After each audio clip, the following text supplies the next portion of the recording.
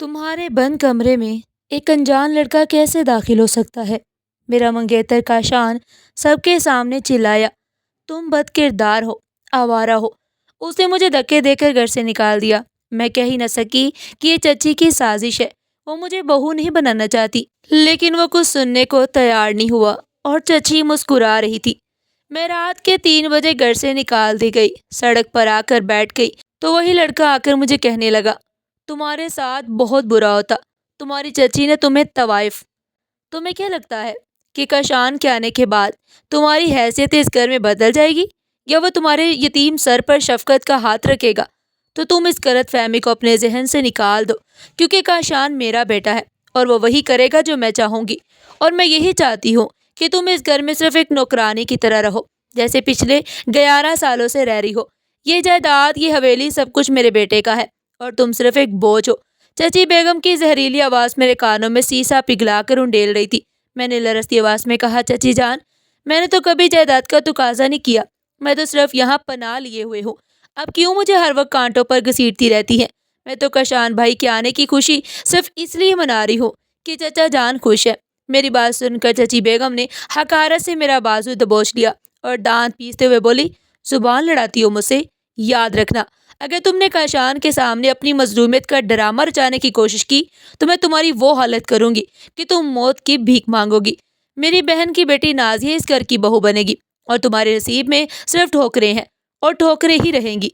ये कहकर उन्होंने मुझे जोर से धक्का दिया और पैर पटकते हुए वहां से चली गई। मैं वहीं ठंडे फर्श पर बैठी अपनी किस्मत पर आंसू बहाती रही। ये कोई नई बात नहीं थी।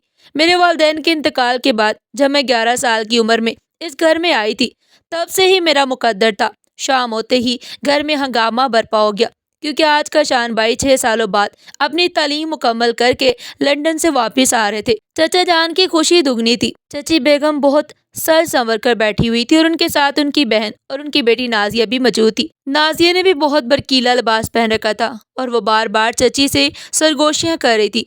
तभी गाड़ी के हॉर्न की आवाज़। चचा जान तेजी से उठ खड़े हुए और बोले, लो मेरा शेर बेटा आ गया। सब लोग दरवाजे की तरफ भागे। मैं भी आहिस्ता कदमों से उनके पीछे चली। काशान भाई अंदर दाखिल हुए। वो पहले से ज्यादा हैंडसम लग रहे थे। उन्होंने चचा जान और चची और खाला को सलाम किया और गले मिले। चची बेगम ने फौरन नाजिया को आगे किया और बोली, काशान बेटा देखो, तुम्हारी कजन नाजिया कितनी बड़ी हो गई है और माशाल्लाह से कितनी प्यारी लग रही है। तुमने पहचाना या नहीं? काशान भाई ने एक सरसरी सी नजर नाजिया पर डाली और हल्का सा मुस्कुरा कर बोले, जी अम्मी पहचान लिया। सब खैरियत तो हैं? काशान भाई की नज़र पूरे हाल में किसी को तलाश कर रही थी। उनकी नज़र कोने में खड़ी मुझ पर पड़ी। उनके चेहरे पर एकदम से चमक आ गई। वो सबको छोड़कर सीधा मेरी तरफ आए और शफकत से बोले, इशाल, तुम यहाँ इतनी दूर क्यों खड़ी हो? आओ ना आगे। तुम कैसी हो? मैं तुम्हारे लिए बहुत सारी किताबें लाया हूँ। मुझे याद है तुम्हें पढ़ने लिखने का बहुत शौक था। उनके लहजे में वही पुरानी अपनाई थी जिसने मेरी आंखों में आंसू दिए। मैंने बामुश्किल कहा, जी काशान भाई, मैं ठीक हूँ। आपका बहुत शुक्रिया कि आपने मुझे याद रखा। चची और नाजिया के चेहरे पर हवाइयाँ उड़ने लगी। चची बेगम ने फौरन बात का रुख मोड़ा और बोली, अरे बेटा तुम थक गए होगे, आओ पहले खाना खा लो। नाजिया बेटा कशान के लिए खाना गर्म करके लाओ। वो घर गृहस्थी में बहुत अच्छी है। माहौल में एक अजीब सा तनाव था। अचानक चची बेगम ने चचा जान से मुखातिब होकर बोले, सुनिए जी, अब जब कशान आ गया है तो हमें उसके घर बसाने के बारे में सोचना चाहिए। मेरी तो कब से ख्वाहिश है कि इस घर में रौनक हो और मैं बहू लाऊं। क्यों बहन, तुम्हारा क्या ख्याल है? नाजिया से बेहतर भला कौन हो सकता है हमारे लिए? ये घर की बच्ची है और हमारी अपनी भांजी भी है। उनकी बहन ने फौरन तायीद की, हाँ हाँ आपा, कशान के लिए इससे बेहतर जीवन साथी कोई नहीं हो सकता। कशान भाई ने खाने से हाथ रोक लिया और संजीदगी से बोले, अम्मी अभी तो मैं आया हूँ, इतनी भी क्या जलती है? और वैसे भी शादी का फैसला मैं खुद करूंगा। चची बेगम हंस पड़ी और बोली, अरे माँ बाप की पसंद औलाद की पसंद होती है और मैंने तो तेरी बचपन में ही नाज़े से बात पक्की कर रखी थी। अब तो बस रस्मी कार्रवाई बाकी है। खशान भाई ने पानी के ग्लास मेज पर रखते हुए एकदम धमाका खेज बात कही जिससे सबको हिला कर रख दिया। वो मजबूत लहजे में बोले, अम्मी मैं आपकी इज्जत करता हूँ, मगर शादी मेरी सारी जिंदगी का मामला है और मैं अपना फैसला कर चुका हूँ। और वो फैसला नाजिया नहीं है। मैं अगर शादी करूँगा तो सिर्फ इशाल से करूँगा, क्योंकि मैं उसे बचपन से जानता हूँ और पसंद भी करता हूँ। ये जुमला सुनते ही चची बेगम के हाथ से चम्मच गिर गया और नाजिया का मुंह खुले का खुला रह गया। चची बेगम का रंग गुस्से से सुर्ख हो गया और वह तकरीबन चीखते हुए बोली, ये तुम क्या कह रहे हो कशान? होश में तो हो। اس یتیم لڑکی سے تم شادی کرو گے جس کے نہ ماں باپ ہے، نہ کوئی ڈھنگ نہ سلیقہ؟ میں ایسا کبھی نہیں ہونے دوں گی۔ تم نے میری بانجی کو چھوڑ کر اس کا نام کیسے لیا؟ کشان بھائی اپنی جگہ سے کھڑے ہو گئے اور سخت لہجے میں بولے، امی خبردار، جو آپ نے شال کے بارے میں ایک لفظ بھی غلط کہا، اور میرے چچا کی بیٹی ہے اور اس گھر کی عزت ہے، یتیم ہونا کوئی گناہ نہیں ہے، میں اپنا فیصلہ نہیں بدلوں گا۔ اور بابا اگر آپ کو اعتراض نہیں تو میں چاہتا ہوں کہ جلد از جلد میرا اور شال کا نکاح کر دیا جائے۔ چچا جان بھی اٹھ کھڑے ہوئے اور نم ہوتی آنکھوں سے بولے، مجھے تم پر فخر ہے بیٹا، تم نے میرے دل کی بات کہہ دی، میں بھی یہی چاہتا ہوں۔ بیگم تمہیں اعتراض نہیں ہونا چاہیے۔ چچی بیگم نے جب دیکھا کہ باپ بیٹا دونوں ایک ساتھ ہیں اور ان کی دال نہیں گل رہی تو انہوں نے فوراً پینترا بدلا اور چہرے پر ایک مصنوعی مسکراہٹ سجا لی۔ وہ نرمی سے بولی، ارے میں تو بس دیکھ رہی تھی کہ میرا بیٹا اپنی بات پر کتنا قائم رہتا ہے، ورنہ مجھے شال سے کیا دشمنی ہو سکتی ہے؟ اگر تم دونوں کی خوشی اسی میں ہے تو میں کیا کہہ سکتی ہوں؟ مجھے منظور ہے۔ نازیہ روتے ہوئے وہاں سے بھاگ گئی اور ساتھ ہی خالہ آواز دیتی ہوئی اس کے پیچھے لپکی۔ چچی بیگم نے مجھے گلے لگایا مگر ان کے بازو کی سختی مجھے بتا رہی تھی کہ یہ صرف ایک دکھاوا ہے۔ ایک رات چچی بیگم میرے کمرے میں آئی اور انتہائی محبت بھرے لہجے میں بولی، اشال بیٹا، کل تمہاری منگنی کی رسم ہے، میں چاہتی ہوں تم سب سے پیاری لگو، اور ہاں آج جلدی سو جانا، میں تمہارے لیے بادام والا دودھ بھی بھجواؤں گی، اسے پی لینا۔ ان کا لہجہ اتنا میٹھا تھا کہ مجھے کوفت ہونے لگی۔ مجھے سمجھ نہیں آ رہا تھا کہ اچانک اتنی مہربان کیوں ہو گئی چچی۔ میرے وہم و گمان میں بھی نہیں تھا کہ یہ مٹھاس اصل میں وہ جال ہے جس پہ مجھے پھنسایا جا رہا ہے۔ میں نے چپکے سے وہ دودھ کھڑکی سے باہر گرایا اور خالی گلاس میز پر رکھ کر لیٹ گئی تاکہ انہیں شک نہ ہو کہ میں ان کی دی ہوئی چیزیں استعمال نہیں کر رہی، مگر نیند میری آنکھوں سے کوسوں دور تھی۔ گھر میں عجیب سی ہلچل تھی جو رات کی اس پہر بھی تھمنے کا نام نہیں لے رہی تھی۔ میرے کمرے کے ساتھ ہی چچی جان کا کمرہ تھا جہاں سے مجھے دبی دبی آوازیں آ رہی تھی۔ میرا ماتھا ٹھنکا کہ ضرور کوئی نہ کوئی کھچڑی پک رہی ہے۔ میں نے دبے پاؤں بستر سے اٹھی اور کان دیوار کے ساتھ لگا کر سننے کی کوشش کرنے لگی۔ وہاں چچی بیگم ان کی بہن یعنی نازیہ کی ماں سرگوشیوں میں باتیں کر رہی تھی۔ ان کی باتوں سے مجھے کچھ الفاظ سنائی دیے جن میں پیسوں کا لین دین اور کسی عورت کا ذکر تھا۔ چچی کہہ رہی تھی کہ بس 2 دن کی بات ہے، پھر یہ کانٹا ہمارے راستے سے ہمیشہ کے لیے نکل جائے گا۔ اس کے بعد اس گھر کی حکمرانی صرف ہماری ہوگی اور نازیہ اس گھر کی مالکن بنے گی۔ یہ سن کر میرے پیروں تلے سے زمین نکل گئی۔ مجھے سمجھ آ گئی کہ چچی بیگم میری شادی کی خوشی میں مخلص نہیں بلکہ کچھ اور سوچ رہی ہیں۔ خوف کی ایک سرد لہر میرے اندر دوڑ گئی۔ میں کانپتے ہوئے بستر پر آ کر اللہ سے حفاظت کی دعا مانگنے لگی۔ مجھے یہ بھی نہیں پتا تھا کہ وہ کس عورت کی بات کر رہی ہیں اور میرا انجام کیا ہونے والا ہے، مگر دل میں ایک عجیب سا خطرہ محسوس ہو رہا تھا۔ اسی دوران ایک نامانوس لڑکا اندر آیا۔ اس کے کپڑے میلے تھے، چہرے سے وہ غریب اور پریشان حال نظر آتا تھا۔ عمر زیادہ سے زیادہ 24-25 سال ہوگی۔ وہ سہما ہوا ادھر ادھر دیکھ رہا تھا۔ اچانک چچی بیگم تیزی سے کچن میں آئی اور اسے بازو پکڑ کر ایک کونے میں لے گئی۔ میں نے چھپ کر دیکھنے کی کوشش کی کہ اس لڑکے کو کچھ پیسے دے رہی تھی اور سخت لہجے میں کچھ سمجھا رہی تھی۔ لڑکا بار بار سر جھکا کر انکار کر رہا تھا مگر چچی بیگم نے زیادہ پیسے دکھائے، شاید دھمکایا بھی، تو وہ مجبوراً راضی ہو گیا۔ جاتے ہوئے جب اس کی نظر مجھ پر پڑی تو اس کی آنکھوں میں شرمندگی اور بے بسی تھی۔ تب میں نے اس کا مطلب نہیں سمجھا مگر بعد میں پتہ چلا کہ اس کا نام احمد ہے اور وہی وہ مہرا تھا جسے چچی بیگم میری بربادی کے لیے استعمال کرنے والی تھی۔ اس دن میں مسلسل خوف میں ڈوبی رہی کہ یہ لڑکا کون تھا اور اسے کون سا کام دیا گیا تھا۔ میں کئی بار سوچتی کہ کاشان بھائی کو سب کچھ بتا دو مگر وہ صبح سے شادی کی تیاریوں میں مصروف گھر سے باہر تھے۔ رات کو جب واپس آئے تو چچی بیگم نے انہیں فوراً گھیر لیا اور مجھے ان سے ملنے بھی نہ دیا۔ شادی میں صرف 3 دن باقی تھے۔ گھر کا ماحول دیکھنے میں خوشیوں سے بھرا ہوا تھا مگر میرا ہر لمحہ بے چینی میں گزر رہا تھا، اور وہ رات میری زندگی کا سب سے بھیانک راز بن کر آنے والی تھی۔ سب لوگ شادی کی تھکن سے جلدی سو گئے۔ میں اپنے کمرے میں اکیلی تھی۔ ڈر کے مارے میں نے دروازہ اچھی طرح بند کر لیا۔ رات کے 2:30 بجے باہر گہرا سناٹا چھایا ہوا تھا کہ اچانک کھڑکی پر ہلکی سی آواز آئی۔ دل زور سے دھڑکنے لگا۔ پہلے میں نے اسے وہم سمجھا مگر اگلے ہی لمحے کھڑکی آہستہ سے کھلی اور ایک سایہ اندر داخل ہوا۔ میں چیخنا چاہتی تھی مگر آواز گلے میں پھنس گئی۔ مانند روشنی میں نے پہچانا وہی لڑکا احمد تھا۔ وہ دبے پاؤں میرے قریب آیا تو میں گھبرا کر دیوار سے جا لگی۔ میں نے لرزتی آواز میں پوچھا کہ وہ کون ہے اور یہاں کیوں آیا ہے؟ احمد میرے قریب آنے کی بجائے زمین پر بیٹھ گیا اور ہاتھ جوڑ کر بولا، باجی مجھے معاف کر دے، میں آپ کو نقصان پہنچانے نہیں آیا، میں بہت مجبور تھا، میری ماں بیمار ہے اور چچی بیگم نے مجھے کہا تھا کہ آپ کو بے ہوش کر کے گاڑی تک پہنچا دوں جہاں وہ عورت آپ کا انتظار کر رہی ہے، لیکن میرا ضمیر مجھے ایسا کرنے نہیں دے رہا تھا۔ میں جانتا ہوں اس سے آپ کی زندگی برباد ہو جائے گی، میں آپ کو بچانا چاہتا ہوں۔ وہ اپنی بات مکمل بھی نہیں کر پایا تھا کہ اچانک دروازے پر زور سے دستک ہوئی اور چچی بیگم کی آواز گونجی، کشان بیٹا جلدی آؤ، دیکھو تمہاری ہونے والی دلہن کیا کر رہی ہے۔ دروازہ کھولو اشال۔ میرے ہاتھ پاؤں پھول گئے، سمجھ آ گیا کہ یہ سب ایک منصوبہ تھا۔ احمد بھی گھبرا گیا، باہر سے زور زور سے دھکے لگنے کی آوازیں، چند ہی لمحوں میں دروازہ ٹوٹ گیا۔ چچی بیگم، کشان بھائی، نازیہ اور اس کی ماں اندر داخل ہوئے۔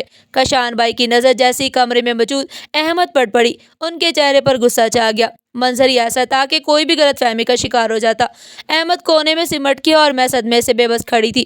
چچی بیگم نے مصنوعی چیخو پکار کرتے ہوئے کہا، ہائے میں لٹ گئی۔ کشان، میں نہ کہتی تھی یہ لڑکی ٹھیک نہیں؟ دیکھ لو، رات کے پہر ایک غیر مرد کے کمرے میں۔ کشان بھائی آگے بڑھے، میرا بازو پکڑ کر سخت لہجے میں بولے، اشال یہ سب کیا ہے؟ اور یہ لڑکا کون ہے؟ تم نے دروازہ اندر سے کیوں بند کیا؟ اگر یہ خود آیا تھا تو تم نے شور کیوں نہیں مچایا؟ میں روتے ہوئے ان کے پاؤں پکڑنے لگی، مگر وہ جیسے بے حس ہو چکے تھے۔ بولے، تم نے میری محبت کا یہی صلہ دیا؟ شادی سے 3 دن پہلے یہ حرکت؟ چچی بیگم نے مزید آگ بھڑکاتے ہوئے کہا، بیٹا میں نے اسے کئی بار فون پر چھپ چھپ کر باتیں کرتے دیکھا تھا، آج اصل چہرہ سامنے آ گیا۔ نازیہ کی ماں بھی کہنے لگی، ایسی لڑکیاں خاندان برباد کر دیتی ہیں۔ کشان بھائی نے احمد کی طرف بڑھنا شروع کیا، مگر چچی بیگم نے اشارہ کر کے اسے بھگا دیا تاکہ کوئی سوال نہ ہو سکے۔ پھر کشان نے میری طرف دیکھا، وہی آنکھیں جو کبھی محبت سے بھری ہوتی تھی اب نفرت سے سخت تھی۔ انہوں نے میرا ہاتھ پکڑا اور مجھے گھسیٹتے ہوئے گھر کے باہر لے آئے۔ میں رو رہی تھی، قسمیں کھا رہی تھی کہ میں بے قصور ہوں، مگر وہ کچھ نہ سن رہے تھے۔ گیٹ پر پہنچ کر انہوں نے مجھے باہر دھکا دیا اور کہا کہ آج کے بعد میری زندگی میں تم دکھائی مت دینا، تم میرے لیے مر چکی ہو، جاؤ دفع ہو جاؤ اور وہیں جا کر اپنی زندگی سنوارو اور جہاں سے سیکھا ہے یہ سب۔ میرے گھر کے دروازے تم پر ہمیشہ ہمیشہ کے لیے بند ہے۔ یہ کہہ کر انہوں نے زور سے دروازہ بند کر دیا اور میں رات کے اندھیرے میں ویران سڑک پر اکیلی رہ گئی۔ میرے پاس سوائے اپنے آنسو اور سسکیوں کے کچھ نہیں تھا۔ میری عزت، میرا گھر، میری محبت، سب کچھ ایک پل میں مجھ سے چھین لیا گیا، اور میں جانتی تھی کہ اس بند دروازے کے پیچھے چچی بیگم اپنی جیت کا جشن منا رہی ہوں گی۔ گلی میں خاموشی تھی اور رات کی سیاہی میرے خوف میں اضافہ کر رہی تھی۔ مجھے یقین نہیں آ رہا تھا کہ چند لمحوں پہلے میں اس گھر کی ہونے والی بہو تھی، اب میں سڑک پر پڑی ایک بھکارن سے بھی بدتر ہو چکی ہوں۔ میرے کانوں میں ابھی تک چچی بیگم کے وہ الفاظ گونج رہے تھے جنہوں نے میری بربادی پر کہے تھے، اور کشان بھائی کی وہ نفرت بری نگاہیں میرے دل کو چیر رہی تھی۔ میں تھک ہار کر وہیں فٹ پاتھ پر بیٹھ گئی اور گھٹنوں میں سر دے کر پھوٹ پھوٹ کر رونے لگی۔ میرے پاس جانے کے لیے کوئی جگہ نہیں تھی، نہ کوئی رشتہ دار۔ میں سوچ سوچ کر یہ ہلکان ہوئے جا رہی تھی۔ سرد ہوا میرے وجود میں پیوست ہو رہی تھی، مگر میرے اندر کی آگ اس سے کہیں زیادہ شدید تھی جو مجھے جلا رہی تھی۔ میں نے آسمان کی طرف دیکھ کر شکوہ کیا کہ اللہ تو جانتا ہے میں پاک ہوں، پھر تو نے مجھے اتنی بڑی سزا کیوں دی؟ کیا یتیم ہونا میرا جرم تھا یا چچی پر اعتبار کرنا میری غلطی تھی؟ ابھی میں نے سوچوں میں گم تھی کہ اچانک دور سے ایک موٹر سائیکل کی ہیڈ لائٹ کی روشنی مجھ پر پڑی اور وہ موٹر سائیکل میرے قریب آ کر رک گئی۔ میں خوفزدہ ہو کر پیچھے ہٹی اور اپنے دوپٹے کو اچھی طرح خود پر لپیٹ لیا۔ میرا دل زور زور سے دھڑک رہا تھا کہ شاید اب کوئی نیا امتحان درپیش ہے۔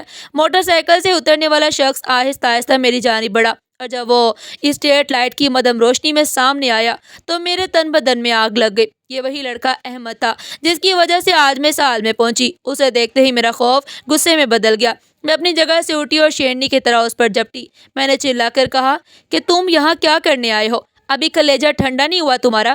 تم نے میری زندگی برباد کر دی، میرا گھر، میرا وقار، میری عزت، میرا رشتہ، سب چھین لیا تم نے۔ کیوں کیا تم نے ایسا؟ کتنے پیسے ملے تھے تمہیں میری عزت نیلام کرنے کے؟ بولو، جواب دو۔ اس کے گریبان کی طرف ہاتھ بڑھا رہی تھی، مگر وہ خاموشی سے سر جھکائے کھڑا رہا۔ اس کے چہرے پر شرمندگی تھی، مگر آنکھوں میں خون اتر آیا۔ میں نے روتے ہوئے اسے بد دعائیں دینا شروع کر دی کہ اللہ تمہیں غارت کرے، تم نے ایک یتیم کا سہارا چھین لیا، تم کبھی خوش نہیں رہو گے، جاؤ دفع ہو جاؤ یہاں سے، مجھے میرے حال پر چھوڑ دو۔ احمد ہمت کر کے نظر اٹھائی اور لرزتی آواز میں بولا کہ باجی، آپ مجھے جتنی چاہیں بد دعا دے لے، مار لے، میں اسی کے ہی قابل ہوں، مگر خدا کے لیے میری ایک بات سن لو، میں یہاں آپ کو مزید تکلیف دینے نہیں آیا بلکہ آپ کو سنبھالنے آیا ہوں۔ میں نے جو کچھ بھی کیا وہ میری مجبوری تھی، اور یقین کرے میں نے یہ سب آپ کی بھلائی کے لیے ہی کیا ہے۔ اس کی بات سن کر میں نے طنزیہ لہجے میں کہا، واہ کیا بھلائی کی تم نے، مجھے گھر سے نکلوا دیا، مجھے بدکردار ثابت کر دیا، کیا یہ بھلائی ہے تمہاری؟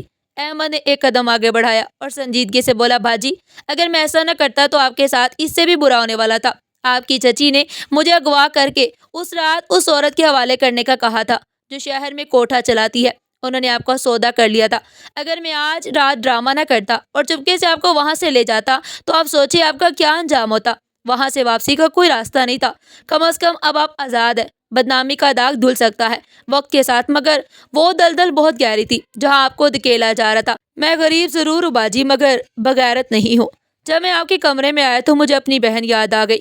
میں یہ گناہ اپنے سر نہیں لے سکتا تھا۔ میرے پاس کوئی ثبوت نہیں تھا کہ میں کشان صاحب کو یقین دلا سکوں کہ ان کی ماں اور خالہ نے کیا منصوبہ بنایا ہے۔ وہ کبھی میری بات نہ مانتے، اس لیے میں نے سوچا کہ آپ کا گھر سے نکل جانا اس جہنم میں جانے سے بہتر ہے جہاں آپ کی چچی آپ کو بھیجنا چاہتی تھی۔ احمد کی باتیں سن کر میرے پیروں تلے سے زمین نکل گئی۔ میں پتھر کے مجسمے کی طرح ساکت ہو گئی۔ میرے وہم و گمان میں بھی نہیں تھا کہ چچی بیگم اتنی ظالم ہو سکتی ہے کہ مجھے بیچنے پر تیار ہو جائے۔ میرا غصہ دم توڑ گیا اور اس کی جگہ ایک انجانے خوف اور احساس مندی نے لے لی۔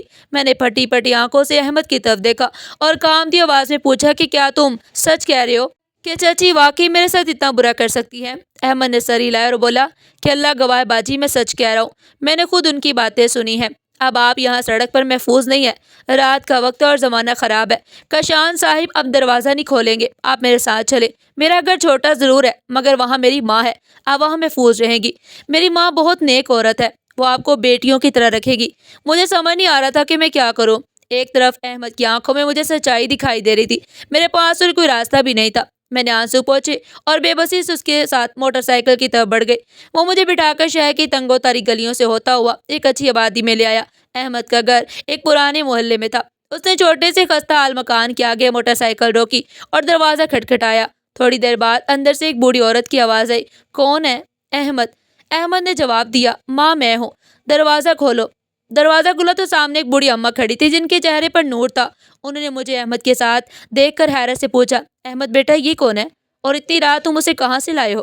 احمد نے مجھے اندر آنے کا اشارہ کیا اور اپنی ماں کو مختصر بتایا، ماں یہ ایک بہت مجبور بیٹی ہے، ان پر بہت ظلم ہوا ہے، فی الحال یہ ہمارے پاس رہیں گی، میں تمہیں بعد میں سب تفصیل بتا دوں گا۔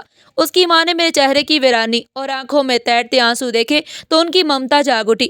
انہوں نے آگے بڑھ کر میرے سر پر شفقت سے ہاتھ رکھا اور بولی، آ جاؤ بیٹی، اندر آ جاؤ، گھبراؤ مت، اللہ بہتر کرے گا۔ ان کے لہجے میں ایسی اپنائیت تھی کہ میں اپنے ضبط کے بندھن توڑ بیٹھی اور ان کے گلے لگ کر زاروں قطار ہونے لگی۔ مجھے ایسا لگا جیسے برسوں بعد مجھے کسی نے دل سے اپنایا ہو۔ احمد خاموشی سے ایک طرف کھڑا اور اس کی آنکھوں میں بھی نمی تھی۔ اس رات میں اس اجنبی گھر میں ایک ٹوٹی ہوئی چارپائی پر لیٹی چھت کو گو رہی تھی۔ میری زندگی کا ایک چیپٹر بند ہو چکا تھا تو دوسرا چیپٹر کھل چکا تھا، جس میں میرے پاس عزت کر اور محبت کچھ بھی نہیں تھا سوائے ایک سچائی کہ جو صرف میں اور احمد جانتے تھے، اور مجھے نہیں پتا تھا کہ یہ سچائی کبھی دنیا کے سامنے آئے گی بھی یا نہیں۔ اگلے 2 دن میں نے احمد کے گھر میں ہی گزارے، مگر دولہے کا چہرہ ماتم کدہ بنا ہوا تھا۔ کشان بھائی شیروانی پہنے تیار تو تھے مگر ان کی آنکھوں میں ویرانی تھی۔ وہ زندہ لاش کی طرح کمرے میں بیٹھے تھے کہ چچی بیگم اندر آئی اور پیار سے اس کے کندھے پر ہاتھ رکھتے ہوئے بولی کہ میرے چاند بیٹے، اب اس منحوس کا غم منانا چھوڑ دو، اللہ کا شکر ادا کرو کہ اس نے تمہیں بچا لیا۔ کشان بھائی بھاری آواز میں بولے کہ امی، کیا واقعی شال ایسی تھی؟ میرا دل اب بھی نہیں مانتا، کہیں ہم سے کوئی غلطی تو نہیں ہوئی؟ چچی بیگم کا رنگ ایک لمحے بھر کے لیے اڑ گیا، مگر انہوں نے فوراً خود کو سنبھالا اور مگرمچھ کے آنسو بہاتے ہوئے بولی کہ ہائے، تم اب بھی اس کلنک کی طرفداری کر رہے ہو جسے تمہاری ماں کی عزت خاک میں ملا دی۔ میں نے خود اپنی آنکھوں سے اسے غیر مت کے ساتھ دیکھا تھا۔ اب ان باتوں کو چھوڑو اور باہر چلو، مولوی صاحب انتظار کر رہے ہیں۔ کشان بھائی نے گہری سانس لی اور مشین کی طرح اٹھ کھڑے ہو گئے۔ ان کا ضمیر انہیں ملامت کر رہا تھا مگر ماں کی محبت اور آنکھوں دیکھے حال نے انہیں جکڑ رکھا تھا۔ باہر ہال میں مہمان اکٹھے تھے، چچا جان بھی اداس بیٹھے تھے۔ وہ چاہتے ہوئے بھی کچھ نہیں کر پا رہے تھے کیونکہ ثبوت ان کے خلاف تھے۔ نازیہ دلہن بنی بیٹھی تھی اور اپنی کامیابی پر پھولے نہیں سما رہی تھی۔ اسے یقین تھا کہ اب اسے اس گھر کی مالکن بننے سے کوئی نہیں روک سکتا۔ نکاح کی تقریب شروع ہو چکی تھی۔ مولوی صاحب نے رجسٹر کھولا اور کشان بھائی سے مخاطب ہو کر بولے کہ کشان احمد ولد احمد یار، کیا آپ کو نازیہ بی بی بنت لیاقت علی کے ساتھ نکاح 5 لاکھ حق مہر کے عوض قبول ہے؟ حال میں مکمل خاموشی چھا گئی۔ سب کی نظر کشان بھائی پر تھی جو سر جھکائے خاموش بیٹھے تھے۔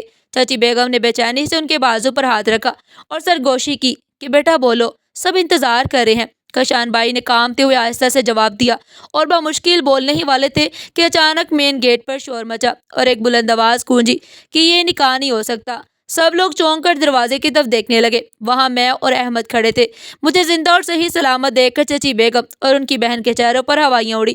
نازیہ اپنی جگہ سے کھڑی ہو گئی۔ کشان بھائی نے جب مجھے احمد کے ساتھ دیکھا تو ان کا غصہ پھر سے آسمان پر چڑھ گیا۔ وہ اپنی جگہ سے اٹھ کھڑے ہوئے ادھر آتے ہوئے بولے کہ تمہاری ہمت کیسی ہوئی یہاں آنے کی، اور وہ بھی اپنے اس یار کے ساتھ؟ کیا بے حیائی پھیلائی ہوئی ہے تم نے؟ کوئی تماشا باقی رہ گیا ہے جو بڑے مجمع میں کرنے آئی ہو؟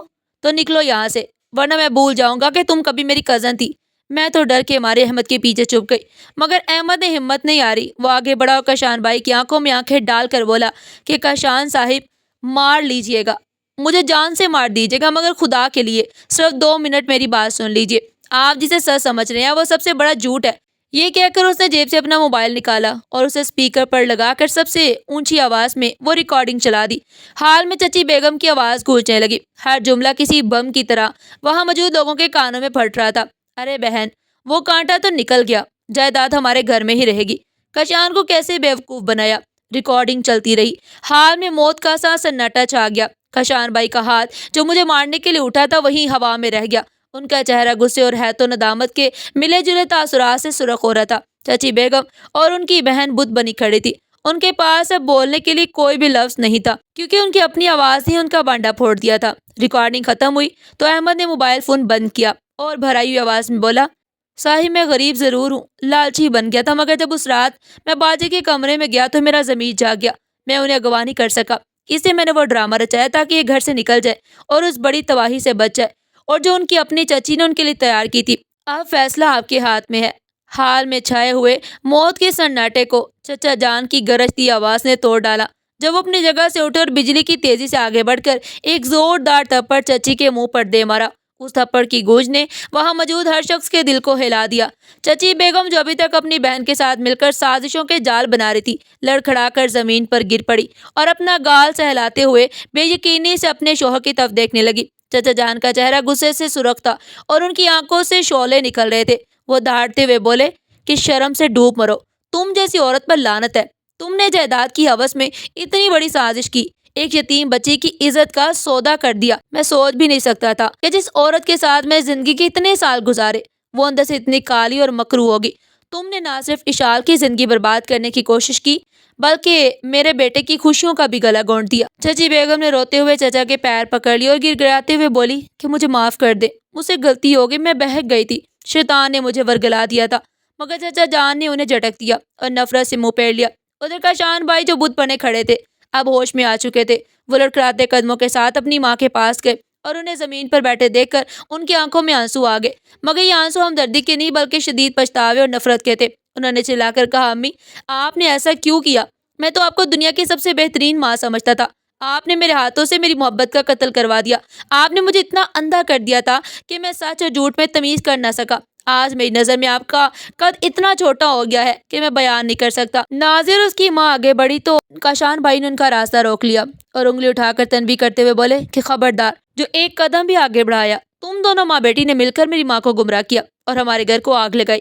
دفع ہو جاؤ یہاں سے، اور آج کے بعد اپنی منحوس شکلیں ہمیں کبھی مت دکھانا، ورنہ میں پولیس کو بلوانے میں 1 منٹ نہیں لگاؤں گا۔ وہ دونوں ذلت اور رسوائی کے ساتھ سر جھکائے وہاں سے رخصت ہو گئی۔ مہربان بھی یہ تماشا دیکھ کر سرگوشی کرتے ہوئے رخصت ہو گئے۔ حال میں اب صرف ہم گھر والے اور احمد موجود تھے۔ کاشان بھائی آہستہ آہستہ میری طرف مڑے، ان کی نظریں زمین پر گڑی ہوئی تھی اور وہ مجھ سے آنکھیں ملانے کی ہمت نہ کر پا رہے تھے۔ میں قریب آئی اور اچانک میرے قدموں میں بیٹھ کر ایک ایسا شخص جس کا غرور آسمان کو چھوتا تھا، آج وہ اپنی غلطی پر اتنا نادم تھا کہ میرے سامنے گھٹنوں کے بل بیٹھ کر رو رہا تھا۔ وہ سسکتے ہوئے بولے کہ اشال مجھے معاف کر دو، میں بہت بڑا گناہ گار ہوں۔ میں نے اپنی آنکھوں کے دھوکے میں آ کر تم جیسی پاک دامن لڑکی پر تہمت لگائی۔ میں نے تمہارے آنسوں کا یقین نہ کیا اور تمہیں دھکے دے کر رات کے اندھیرے میں گھر سے نکال دیا۔ اگر آج احمد نہ ہوتا تو میں شاید ساری زندگی اس اندھیرے میں رہتا اور ایک بہت بڑے گناہ کا بوجھ اپنے سر لے کر پھرتا۔ میں جانتا ہوں میری غلطی معافی کے قابل نہیں ہے، مگر خدا کے لیے مجھے معاف کر دو، ورنہ میں جی نہیں پاؤں گا۔ میں نے جھک کر کاشان بھائی کے کندھے پر ہاتھ رکھا اور انہیں اوپر اٹھایا۔ میری آنکھوں میں بھی آنسو تھے، مگر اب دل کا بوجھ ہلکا ہو چکا تھا۔ میں نے بھرائی ہوئی آواز میں کہا کہ کاشان بھائی، میں نے آپ کو معاف کیا، کیونکہ آپ بھی اس سازش کا شکار ہوئے تھے جس کا شکار میں ہوئی تھی۔ آپ کی جگہ کوئی بھی مرد ہوتا تو شاید یہی کرتا جو آپ نے کیا، مگر آپ کو اس شخص کا شکریہ ادا کرنا چاہیے جس نے اپنی جان اور عزت کو خطرے میں ڈال کر میری حفاظت کی۔ میں نے احمد کی طرف اشارہ کیا جو خاموشی سے ایک ستون کے پاس کھڑا تھا۔ کاشان بھائی نے آگے بڑھ کر احمد کو گلے سے لگایا اور روتے ہوئے بولے کہ یار، تم نے مجھ پر بہت بڑا احسان کیا، تم نے نہ صرف اشال کی زندگی بچائی بلکہ میرے گھر کی عزت بھی بچائی۔ اگر تم اس رات وہ ڈرامہ نہ کر دیتے تو شاید آج ہم سب کسی اور ہی جہنم میں جل رہے ہوتے۔ تم ہمارے محسن ہو، ہمارے خیر خواہ، اور میں وعدہ کرتا ہوں کہ جب تک میں زندہ ہوں تمہیں تمہاری ماں کو کبھی کسی چیز کی کمی نہیں ہونے دوں گا۔ چچا جان نے بھی احمد کے سر پر ہاتھ رکھا اور اسے بہت ساری دعائیں دی۔ اسی رات اسی جگہ جہاں نازیہ کے ساتھ کاشان کا نکاح ہونا تھا وہاں میرا اور کاشان کا نکاح ہوا۔ مولوی صاحب نے جب میرا نام پکارا تو مجھے لگا کہ اللہ نے مجھے میرے صبر اور سچائی کا انعام دے دیا۔ اس واقعے کے بعد ہمارے گھر کا نقشہ ہی بدل گیا تھا۔ چچا جان نے چچی بیگم کو طلاق تو نہیں دی مگر ان سے گھر کی تمام ذمہ داریاں اور اختیارات چھین لیے۔ وہ عورت جو کل تک اس گھر پر راج کرتی تھی اور مجھے نوکرانی سمجھتی تھی اب خود ایک قیدی کی طرح گھر کے کمرے تک محدود ہو کر رہ گئی تھی۔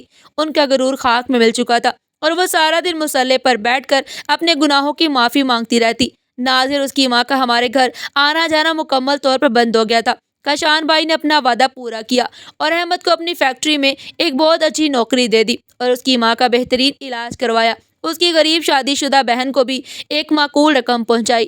احمد ہمارے خاندان کا ایک فرد بن چکا تھا۔ اکثر جب میں اور کاشان بھائی شام کی چائے پر بیٹھتے تو میں اس رات کے بارے میں سوچتی جب مجھے گھر سے نکالا گیا تھا۔ اس وقت مجھے لگ رہا تھا کہ میری زندگی کی سب سے بڑی بدقسمتی ہے، اللہ نے مجھے تنہا چھوڑ دیا ہے۔ مگر آج مجھے سمجھ آیا کہ بعض اوقات اللہ پاک ہمیں کسی چھوٹی تکلیف میں اسی لیے ڈالتا ہے تاکہ ہم کسی بڑی تباہی سے بچ سکے۔ اگر اس رات احمد وہ ڈرامہ نہ کرتا اور مجھے گھر سے نہ نکالتا تو شاید میں اغوا ہو کر اس دلدل میں پہنچ جاتی جہاں سے واپسی ناممکن تھی۔ میرا گھر سے بے گھر ہونا دراصل میری حفاظت کا ایک ذریعہ تھا اور وہ اجنبی لڑکا جسے میں نے نفرت کی نگاہ سے دیکھ رہی تھی وہ میرا مسیحا اور محافظ تھا۔ سچ کہتے ہیں کہ اللہ کی ہر مصلحت میں انسان کی بھلائی پوشیدہ ہوتی ہے، بس ہمیں سمجھنے میں تھوڑی دیر لگ جاتی ہے۔ اللہ کے ہاں دیر ہے اندھیر نہیں، اور اس کی لاٹھی بڑی بے آواز ہے۔ بے شک وہ انصاف کا خدا ہے۔ آج میں اپنی زندگی میں بہت خوش و خرم ہوں اور شکر گزار ہوں ہر پل اپنے اللہ کے جس نے ہر پل اپنے اللہ کی جس نے مجھے اتنی بڑی ذلت سے بچا کر اتنی عزت اور پیار بھری زندگی عطا کی۔ ناظرین، آپ کو ہماری آج کی کہانی کیسی لگی؟ کمنٹ سیکشن میں اپنی قیمتی رائے کا اظہار ضرور کیجیے گا اور اس طرح کی مزید سبق آموز کہانیاں سننے کے لیے ہمارے چینل کو سبسکرائب کریں، ویڈیو کو لائک کریں اور زیادہ سے زیادہ شیئر کریں۔ پھر ملتے ہیں ایک نئی کہانی کے ساتھ، تب تک کے لیے اللہ حافظ۔